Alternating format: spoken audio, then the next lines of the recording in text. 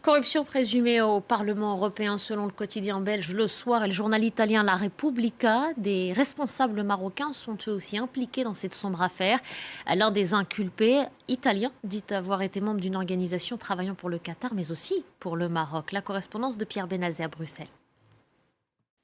Ce scandale de corruption au sein du Parlement européen était d'abord orienté vers le Qatar, puisque c'est de là que proviendrait l'essentiel des fonds, mais les révélations du consortium de journaux en Belgique et en Italie qui sont à l'origine des révélations sur ce scandale de corruption pointent maintenant une piste marocaine qui, semble-t-il, serait de plus en plus sérieuse. C'est ce que disent le journal francophone Le Soir, le journal flamand Knack et La Repubblica en Italie. Il y aurait une connexion marocaine, ce serait toujours le même réseau de parlementaires européens, toujours Eva Kaili et surtout Pier Antonio Panzeri, qui sont tous les deux en prison, de même que Francesco Giorgi.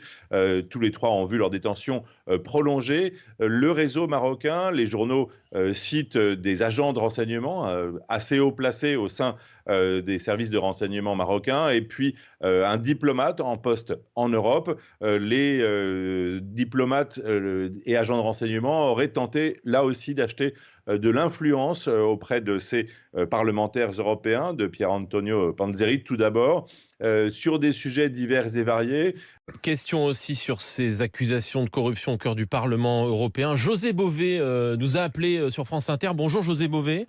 Bonjour. Ancien député européen. Vous-même, vous vouliez témoigner sur ce sujet ce matin. Bonjour à vous.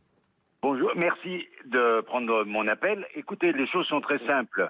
J'étais rapporteur de la commission du commerce extérieur dans les années 2009-2014. Et à ce moment-là, j'ai été en charge du dossier sur l'accord de libre-échange sur les fruits et légumes avec le Maroc. Et donc, je m'étais opposé en tant que rapporteur à ce projet parce qu'il était nuisible à la fois pour les producteurs marocains, les petits producteurs marocains et les producteurs européens. Pour des tas de raisons, c'est trop long à détailler.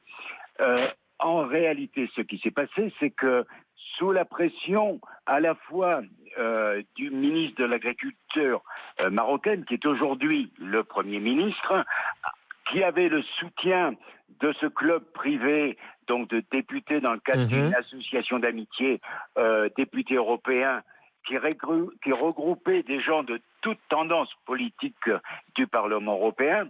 Eh bien, le ministre de l'Agriculture, ne supportant pas que je puisse m'opposer à ce projet, m'a proposé de m'amener un cadeau à Montpellier dans un café qui soit discret et qu'on se rencontre entre Noël et le 1er de l'an. C'était de l'argent, José Bové, qu'on vous proposait ? Écoutez, qu'est-ce que vous voulez que ça soit d'autre ? C'était pas une théière pour boire du thé. Donc c'est clair que c'était cela. Il m'a demandé une adresse. Cette adresse, je lui ai fournie. Et 2 heures après, il m'a rappelé en me disant « Écoutez, je ne vois pas de café, ni d'hôtel, ni de restaurant dans cette rue-là. » Donc, ils se sont évidemment renseignés. Et là, je leur ai dit « Non, c'est l'adresse de mon avocate. » Là, ça s'est arrêté là.